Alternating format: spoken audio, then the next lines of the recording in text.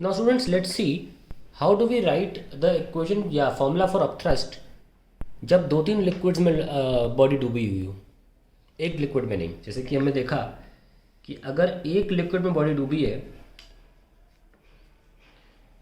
Suppose ऐसा है और बॉडी डूब चुकी है ऐसे, तो हम उस पर अपथ्रस्ट कैसे लिखते हैं? इस बॉडी पे अपथ्रस्ट ऊपर लग रहा होता है, नेट फोर्स को अपथ्रस्ट बोला जाता है, that is V of liquid displace by the body. क्योंकि पूरी तरह इमर्स्ड है, हम क्यों ना इमर्स्ड ही लिखें, केवल immersed part of the body is totally immersed into density of liquid जिसमें इमर्स्ड है इनटू ग्रेविटी। ये अपथ्रस्ट का फॉर्मूला था, ठीक है। लेकिन अगर मान लीजिए बॉडी जो है वो इस तरीके से इमर्स्ड है कि दो लिक्विड्स हैं, एक लिक्विड डेंसिटी 1 रो 1 का और दूसरा रो 2 का, और ये बॉडी डिस्प्ले ऐसे इसमें डूबी हुई है, ये लीजिए। तो इसमें रो 1 और डेंसिटी रो 2।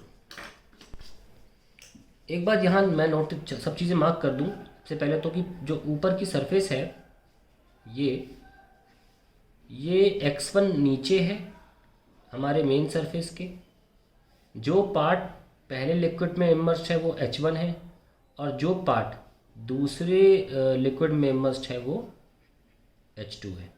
बस इतना हमें करना है, इतना हमें मार्क कर लिया। अब हम आसानी से लिख सकते हैं इसको। पहले तो मैं आपको डायरेक्ट लिखना सिखाता हूँ। डायरेक्ट लिखना सिखाता है इसलिए ताकि आप जो लेंदी तरीका होगा जिससे हम डिराइव करेंगे कि आया कैसे वो रिजल्ट, मैं नहीं चाहता उसमें आप खो जाएं, क्योंकि वो थोड़ा लंबा प्रोसीजर होता है। डायरेक्ट आप दिमाग में रखिए कैसे लिखना है। देखिए अपथ्रस्ट है क्या? Immersed part of the body into density of liquid in which the body is immersed into gravity. At least एक बात तो है, ग्रेविटी दोनों में रहेगी। चलो दोनों का G और G लिख दो, क्योंकि दो लिक्विड है, दोनों का अलग अलग अपथ्रस्ट होगा। G दोनों में आएगा, इसकी कोई टेंशन नहीं है। कुछ पार्ट किस में इमर्स्ड है? पहली वाली में, तो भाई ये रो 1 लिख देंगे। कुछ पार्ट किस में इमर्स्ड है? दूसरी वाले में, तो रो 2 लिख देंगे, कोई इशू नहीं है। अब बारी आती है हमें लिखना है वॉल्यूम इमर्स पार्ट का। वॉल्यूम क्या होता है? Area into height. अब देखिए दोनों का हमने क्योंकि क्यूबॉइड लिया है तो एरिया सेम है, हालांकि एरिया डिफरेंट भी हो सकता है, कोई बड़ी बात नहीं होगी, एरिया अलग अलग हो जाएगा। अभी हमने आसान करने के लिए एरिया सेम ले लिया है। तो आप देख सकते हैं कि मैं जो इस तरह से शेड कर रहा हूँ और इस तरह से शेड कर रहा हूँ, वो अलग अलग पार्ट्स हैं बॉडी के ना हमारा अब एरिया लिखने का वक्त, एरिया सेम है दोनों में, कोई इशू नहीं है। अलग भी हो सकता है, हम अलग होता तो लिख भी देते हैं अलग अलग, उससे कोई फर्क नहीं पड़ेगा, ठीक है। अब बारी आती है कितना पोर्शन इमर्स्ड है, क्योंकि वॉल्यूम होता है area into height. Area same था, इसमें H1 इमर्स्ड है और इसमें H2 इमर्स्ड है। That is the answer to the question, खत्म। Total upthrust acting on the body is this. कुल मिला के हम ये कह सकते हैं आसान भाषा में, immersed in 1 row 1 G plus immersed into row 2G, and that is the upthrust how you write for a body which is dipped in two different liquids। अब यहाँ पहुँचे कैसे, इसको लेंदी तरीके से भी सीखना चाहिए हमको, ताकि हमें लिखना है सवाल और अच्छे से आप कर पाएंगे। हम यहाँ पहुँचे कैसे, नहीं लिख लेते हैं। सबसे ऊपर मान लेते हैं फोर्स जो है F1 है, सबसे ऊपर। यहाँ पर जो फोर्स मार्क कर रहा हूँ मैं, ये ऊपर की सरफेस पर, इसे F1 मार्क कर रहा हूँ, that is force on top surface. क्या लिखोगे? x1 डेंसिटी ऑफ लिक्विड, कौन सा वाला? 1 इंटू G, है ना, that is the force. Sorry, ये तो प्रेशर लिख दिया हमने, इसको हमें फोर्स में कन्वर्ट करना होगा तो प्रेशर इंटू एरिया लगाना होगा, तो एरिया लगा दिया आपने। चलिए ये हमारा आंसर आ गया, that is x1 row 1 AG, क्योंकि A सब में कॉन्स्टेंट रहेगा, मैं उसको अलग लिख रहा हूँ। और चाहे तो आप प्रेशर एटमॉस्फेयर का भी इसमें ऐड कर दीजिए। गेज प्रेशर के फॉर्म में चलो नहीं लिखते हैं, हम टोटल एटमॉस्फेयर का प्रेशर भी ऐड कर लेते हैं, दैट इज P0। ओके, ये आपने टॉप सरफेस पे लिखा है। अब आप लिखना चाहते हैं बॉटम सरफेस पे, यहाँ पे F2 क्या होगा? फोर्स ऑन बॉटम, जो नीचे से ऐसे लग रहा होगा ना, ऑन बॉटम सरफेस। अब भाई वो तो होगा बॉटम पे जो प्रेशर होगा P2 इंटू एरिया, तो सेम है। तो हमारा मेन उद्देश्य हो गया है P2 कैसे निकाला है, ये हमारा मेन उद्देश्य है। अब प्रेशर कैसे लिखा जाए, पूरा यहाँ से लेकर यहाँ तक पूरा ब्यूरा लिखना पड़ेगा। सबसे पहले प्रेशर आएगा एटमॉस्फेयर का, फिर रो1 लिक्विड का, उसको लिखेंगे x1। मैं x1 क्यों लिख रहा हूँ, I should be writing only x, क्योंकि x2 है ही नहीं ना। रो1 हम प्रेशर लिख रहे हैं ना, तो P2 लिख रहा हूँ, बाद में आखिरी में हम A लगा लेंगे। Let me write just pressure rho g h, तो रो और जी लगा लीजिए बस यहाँ पे, ठीक है। सबसे आखिरी में जाके हम ए से कर लेंगे उड़ा। अभी हम सिर्फ प्रेशर लिख रहे हैं, और प्रेशर क्या है, P2 का स्टार्टिंग से P0 एटमॉस्फेयर का P0, फिर जितना पोर्शन ये है इस लिक्विड का जो ऊपर है, रो जी एच लिखते हैं, रो1 जी और एच कितना x है। चलिए आगे बढ़िए। अब यहाँ पे कितना लग रहा होगा प्रेशर, जितना पोर्शन इतना डूबा हुआ है, that will be height of immersed part पहले में इंटू रो1 इंटू जी, ये लग रहा होगा। अब नीचे आ जाओ इस पे, दूसरे वाले पे, H2 इंटू रो2 इंटू जी, ये 4 टर्म आ गए। कैसे लिखा, इस लिक्विड का, इस लिक्विड का, इस लिक्विड का, सबका प्रेशर काउंट कर लिया। कोई बहुत बड़ी बात तो थी नहीं, तो करना ही था हमें। अब इसको मल्टीप्लाई कर देंगे हम एरिया ए से, तो ये टोटल फोर्स बन जाएगा जो नीचे से लग रहा था।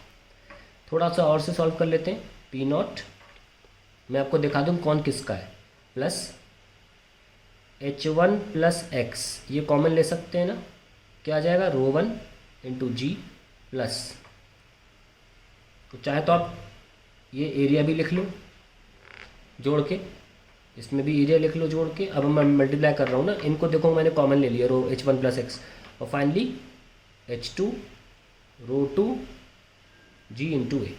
अब ज़रा हम बता दें ध्यान से कि ये किसकी वजह से है। ये एटमॉस्फेयर है, ये लिक्विड 1 है, और ये पूरा, और ये लिक्विड 2 है। ओके, ये आ गया।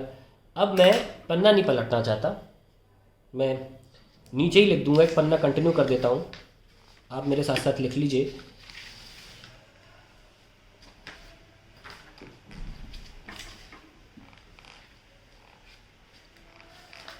यहाँ पे ऐसे लिख लेते हैं।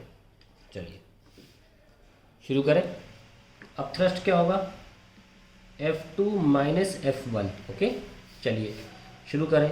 P0 A plus H1 plus x रो1 GA प्लस H2 रो2 GA माइनस, माइनस कौन सा, F1। F1 क्या था, ये लिखा, x रो1 AG माइनस P0 इंटू, हमने A मल्टीप्लाई नहीं किया, कृपया करके A मल्टीप्लाई कर ले प्लीज़। चलिए हो गया, चलो ये कैंसिल है ना, और H1 रो1 GA प्लस ये x गुणा करो, x रो1 GA plus A2 रो2 GA minus x रो1 GA, ये कैंसिल। तो बोलो भैया हमारा आंसर आ गया ना, H1 रो1 GA प्लस ये H2 था, H2 रो2 GA। मैंने पहले भी आपको यही लिख के दिखाया था, आप थ्रस्ट है ना, डायरेक्ट लिख के दिखाया था। डायरेक्ट कैसे बोला था मैंने आपसे, जो लिक्विड है जितना डूबा हुआ है उसकी डेंसिटी रखो, उतना हाइट रखो, और जी और ए दोनों में गुणा कर दो सेम। अगर एरिया अलग अलग होता तो एरिया में भी सफिक्स A1 A2 आ जाते, कोई बड़ी बात नहीं थी। तो रैंडम शेप भी होगा तो भी लिख लेंगे, और नहीं होगा तो भी लिख लेंगे। यस और नो, मतलब अगर बॉडी इस तरीके की होती है, जैसे मान लो फ्रस्टम डुबो दिया आपने अगर, तो आसानी से लिखा जा सकता है कि कैसे इसका हम अपथ्रस्ट लिख सकते हैं ना। दो लिक्विड्स हैं और मान लो इस तरीके का बॉडी आपने डुबो दिया है, तो कोई फ़र्क नहीं पड़ेगा सवाल में। इतना आपको H1 पता होना चाहिए और इतना आपको H2 पता होना चाहिए, और आसानी से आप FB लिख लोगे। अगर ये सरफेस एरिया A1 है और ये सरफेस एरिया A2 है, तो सिंपली आ जाएगा H1 रो1, ये रो1 है, ये रो2 है, रो1 okay G A1 plus H2 रो2 जी A2, दैट्स इट। तो आपका आंसर ऐसे आ जाएगा।